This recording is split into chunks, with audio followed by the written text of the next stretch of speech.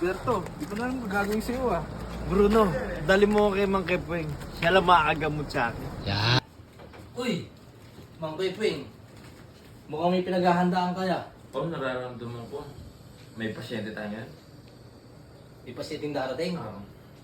Nararamdaman ko sa aura ko ngayon. Sa agimot ko.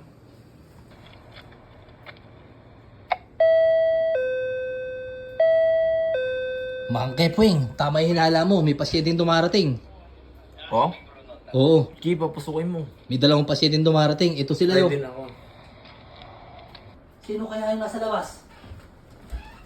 Sino po sila? Ano po Si kailangan? Berto eh, kailangan ng manggagamot. Nandiyan po ba si Mang Kepweng? Teka lang, tatawagin ko muna. Mang Kepeng, Mang Kepeng. Dumating na yung hula mo. Andito na yung dalawang papagamot sa'yo. Oh, sige, papasukin mo sila. Bruno.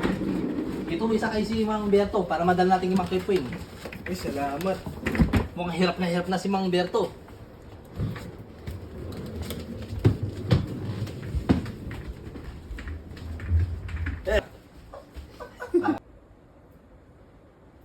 Ah! Ah! Tama na! Kaya, Sino-sino kayo? Ilan kayo? Ako to!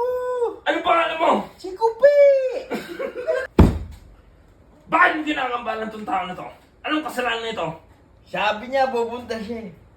Pero naghintay ako sa wala. Kaya ngayon, umiinom ako. Hindi.